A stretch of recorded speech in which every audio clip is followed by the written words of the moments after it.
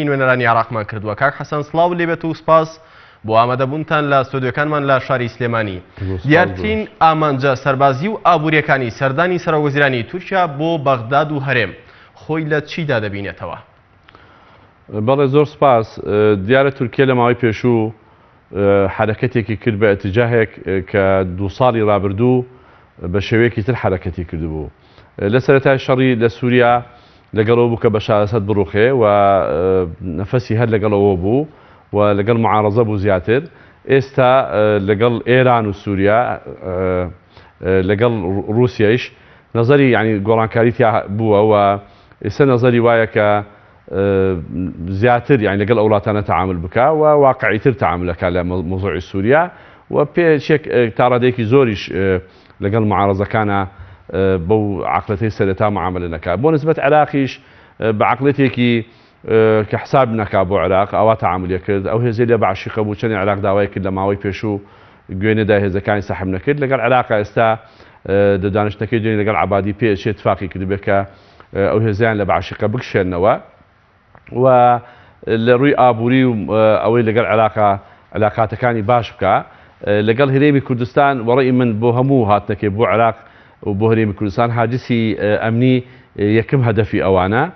قسەکانیان هەمووی هیچ تازێکی تیانە گشتی دژی پەکەکەی و شەڕی پەکەکە و یەپەگە لە سووریا مەجال بە ئەوان نادێت لە سنجار بێن و یەپەگەیش ئەمانە نابێت لەوێ ئەبێت چەک دابنێن و هیچ اقلیمێک و هیچ فدرالیەک و شتێک دروست نەبێ و تا ڕادێکی وازەحیش دژیەوەن کە ئەمریکا جاجار یارمەتی ئەوانەدا.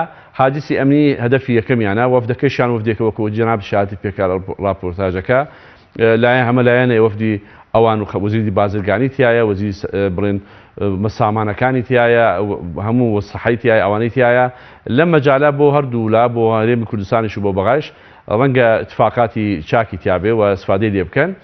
بەڵام لە ڕووی ئەمنی ئەوان سیاسەتێکی سابتیان هەیە ڕەنگە هەدەفیانەوە بە هەرێمی کوردستان و عێراقیش بێنە سەر قەناعەت بۆ دژایەتیکردنی پەکەکە و کەوە سیاسەتێکە نابێ هەرێمی کوردستان بچێتە ژێری و لە جانبەکەی تریش پشتگیریکردنە لە سیاسەتێک کە لەگەڵ نەزعی ئەوانە بگونجێ لە مەرحەلەیە بەعام ڕنگدانەوەی سیاسەتی ناوخۆی تورکیا لە ناوخۆ کێشەی گەورەی. زیاتر سەردانەکەی سەرۆکوەزیرانی تورکیا و وەفدی یاوەری بۆ هەرێمی کوردستان لە چوارچێوەی تونند و تۆڵکردنەوەی پەیوەندیەکانی تورکیا لەگەڵ هەرێمی کوردستان لە بواری ئەمنی واتە ڕوبەڕووبوونەوەی پەکەکە و هەروەها دەرکردنی لە شنگال بۆ یاخود پەیوەندی تونند و تۆڵکردنەوەی ئەو پەیوەندی ئابووری کە هەرێمی کوردستان لەگەڵ وڵاتی تورکیا هەیەی وەک دەوترێت کە گرێبەستێکی 40 ساڵە بۆ فرۆشتنی نەوت لەگەڵ تورکیا کراوە. زیاتر سەردانەکەی ئەوان سەرۆکوەزیرانی تورکیا بۆ هەرێمی کوردستان لە چوارچێوەی ئابووریدا بۆ یاخود سەربازی. ئەگەر سەیری تورکیا بکەیت لە ڕووی ئەمنی وەزعی ئەمنی تورکیا زۆر خراپە. لە دوای ئەوەی کە انقلاب عسکەریەکە بۆ تورکیا زۆر بە ڕەتفعلێکی خراپ تەعاملەکە لەگەڵ گولێنیەکان ئەو تەقینەوانەی سەری ساڵ و پێشتر و کوشتنی سەفیری رووسیا لەوێ و شەڕی بەردەوام لەگەڵ پەکەکە و ئەو شەڕانێکە لە ئەو ناوچانەیەکە لە ناو سووریەش کەشێ هەیە معناوەتانەیە زۆر مەلەفی ئەمن بەلایەنەوە زۆر گرنگە و پێیان وایە کە بەم سیاسەتانە بە دژایەتیکردن و شەڕی پەکەکە توانن پەکە تەحجیم بکەن.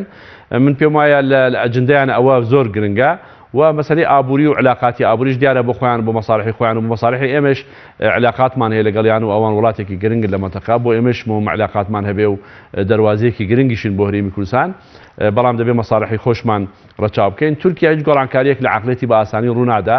مەسەن زۆر بە وازەحی دەڵێ ئیدارە لە باکووری عێراق بۆ معلومات ئەمە خۆ هەتە زدی دستوری عێراقیش ئەم قسەیە لەبەر دستوری عێراق پێڵێن ئیقلیمی کوردستان هەرێمی کوردستان کەچی ئەوان ئێستەیش ناڵێن هەرێمی کوردستان ئەڵێن ئیدارە. هەموو قسەکانی لە مؤتەمەر سەحەفیەکە پەکەکە تیرۆریستە و ئەوە بەداخەوە ینی تورکیا تا ئێستا بۆ عقلێتە تەسەڕفەکە پەکەکە و یەپەگە و پەیەدە ئەوانە وا سەیرەکە کە ئەمانە تیرۆریستن لە ناوچەکە وەکو داعش سەیریانەکە و ئەمە غەڵەتێکی گەورەی استراتیژیە پێویستە سەرەتا کە پرۆسەیەکی چارەسەریان هەبوو بۆ چارەسەرکردنی ئەو مەشاکدانە دەستیان بۆ برد. ئەو کاتەش نیانە بۆ چارەسەرکردنی کێشەی کورد لە تورکیا دەیانوت مەسەلەی مواطنەی متەساوی و ئاساییکردنەوەی بارودۆخ لەو ناوچانە بە ئاشکرا نیان بۆ چارەسەرکردنی کێشەی کورد لە تورکیا.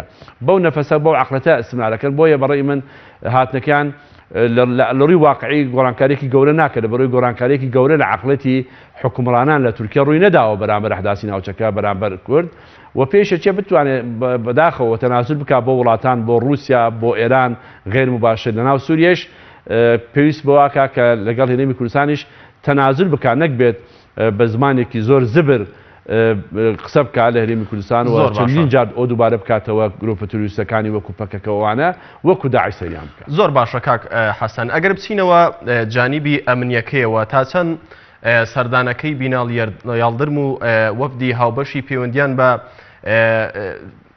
ئازادکردنەوەی شاری مووسڵەوە هەیە بۆ پێی کە تورکیا خۆی بە هێزێک دەزانێت لە ناوچەکەدا کە مووسڵ بەنسبەت ئەوە زۆر گرنگەوە لە مێژوشدا کێشەیەک هەبووە کە بە ناوی کێشەی مووسڵ تاوەکو ئێستاش تورکیا ئەم شارەوە ئەم ناوچەیە بە بەشێک لی خۆی دەزانێت. تا چەند ئەجێندای سەردانەکەی وەفدی تورکیا بۆ عێراق هەروەها بۆ لای بەرپرسانی هەرێمی کوردستان پەیوەندی بە شەڕی ئازادکردنەوەی مووسڵەوە هەبووە؟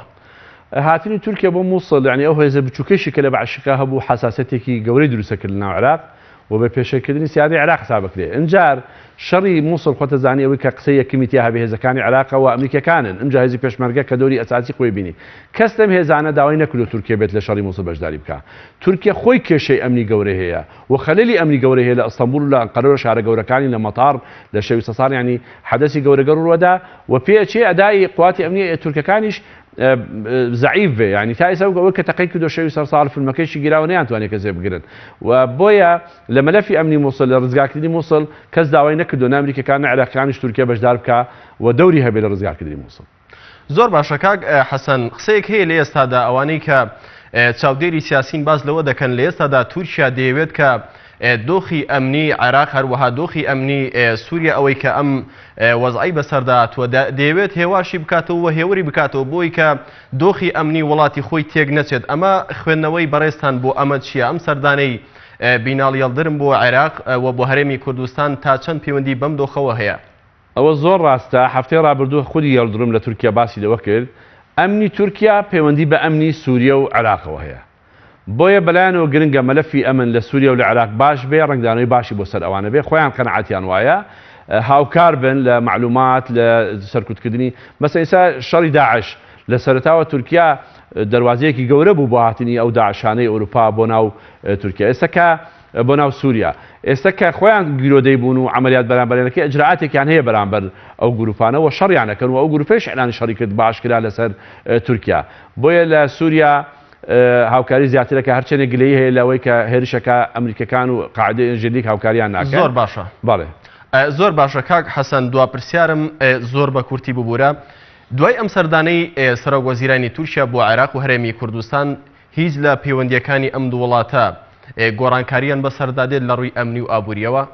عێراق وەکو دەوڵەتێک دیارە داوای کردو هێزەکانی ئەوەی لە بەعشوقە بکشێتەوە و علاقاتی تجاری گەورە هەیە لە بینی تورکیا و عێراق و تورکیا زیاتر مستەفیدە بەزاعی خۆی زۆر نێرێ بۆ عێراق و بۆ هەرێمی کوردستان. ئەوە ئیدامە پێدەن پێویستیان پێێتی لەوە دەرچێ بەنسبەت هەرێمی کوردستان ئەم وزارەتانەی کە هاتوون دەکرێت ئەمە کۆمپانیایەکی زۆری تورکیا لێرە هەیە، دەکرێت لە مەجای تەندروستی لە مەجای شتی تر هاوکاری باش بکەین، بەڵام ئەوەی کە ملاحەزە هەبێ ئەو بەلایەوە مەلەفی ئەمنی گرنگێمە نابێ بچینە ژێرباری ئەوە دوو هەر اتفاقێکی ئێمە لەگەڵ تورکەکان لە هەر مەجالێکە بەتایبەتی لە مەسەلەی نەفت لەبەرەوەی حساسیەتی گەورەی لە هەرێمی کوردستان و کێشەی گەورەی ناوەتەوە دەبێ شەفاف بێ. بەڵێ زۆر سپاس بۆ بەڕێز حەسەن جیاد، ئەندامی لیژنەی یاساییش و بەرگری خولی پێشووی ئەنجومەنی نوێنەرانی عێراق کە ڕاستەوخۆ لە ستۆدیۆکانمان لە شاری سلێمانیەوە لەگەڵمان بوون. سپاس بۆ ئامادەبوونی بەڕێستان.